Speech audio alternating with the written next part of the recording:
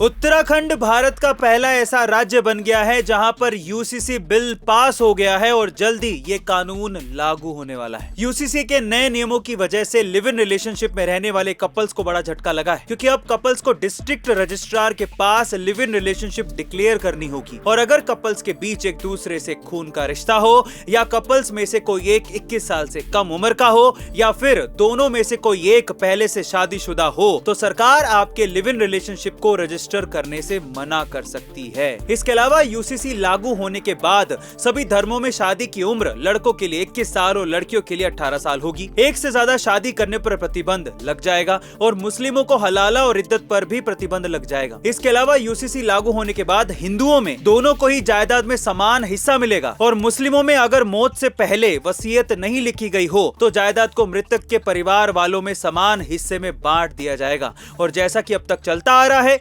मुस्लिमों में 1/3 हिस्सा दूसरे को देना अब जरूरी नहीं होगा। आम लोग सरकारी नौकरी के पीछे इसीलिए भागते हैं क्योंकि रिटायरमेंट के बाद अच्छी खासी पेंशन मिल जाती है, लाइफ सेट, फैमिली सेट। लेकिन क्या बिना सरकारी नौकरी किए पेंशन मिल सकती है? जी हाँ, बिल्कुल मिल सकती है। इसके लिए आपको भारत सरकार की नेशनल पेंशन स्कीम में इन्वेस्ट करना होगा, जिसके तहत आपको 2 लाख रुपए तक का टैक्स एग्जम्पशन भी मिल सकता है। इस स्कीम में इन्वेस्ट किए गए आपके पैसों को सरकार अलग अलग जगह इन्वेस्ट करती है और इससे आपको 8 से 12% तक का रिटर्न मिल सकता है। मान लीजिए कि आज आप 25 साल के और आप आज से ही हर महीने 5,000 रुपए इस स्कीम में इन्वेस्ट करते हैं, तो 60 साल बाद आपको लगभग 75 लाख रुपए मिलेंगे, जो बिल्कुल टैक्स फ्री होंगे। और इसके बाद हर महीने लगभग 45,000 रुपए का पेंशन भी मिलता रहेगा। गाइस, क्या आप अपने फ्यूचर को सिक्योर करने के लिए भारत सरकार की स्कीम में इन्वेस्ट करना चाहोगे? कमेंट सेक्शन में जरूर लिखिएगा। हमारे मध्य प्रदेश की एक आदिवासी महिला जो सिर्फ बीज इकट्ठा करने का काम करती है, पर क्यों इस छोटे से काम के लिए भारत सरकार ने किसी बॉलीवुड हीरोइन को छोड़ के इस आदिवासी महिला को अपना ब्रांड एम्बेसडर बना लिया? देखिए, वैसे तो हमें अनाज के तौर पर सिर्फ गेहूं और चावल का ही पता है, लेकिन इसके अलावा भी अलग अलग प्रकार के अनाज होते हैं जिन्हें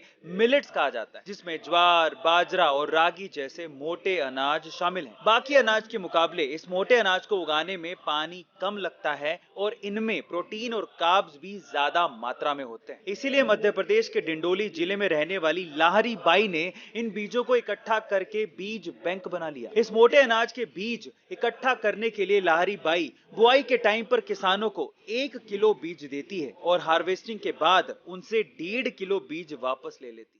इसी तरह से उन्होंने आज तक 150 से भी ज्यादा अलग अलग वैरायटी के बीज इकट्ठा कर लिए हैं।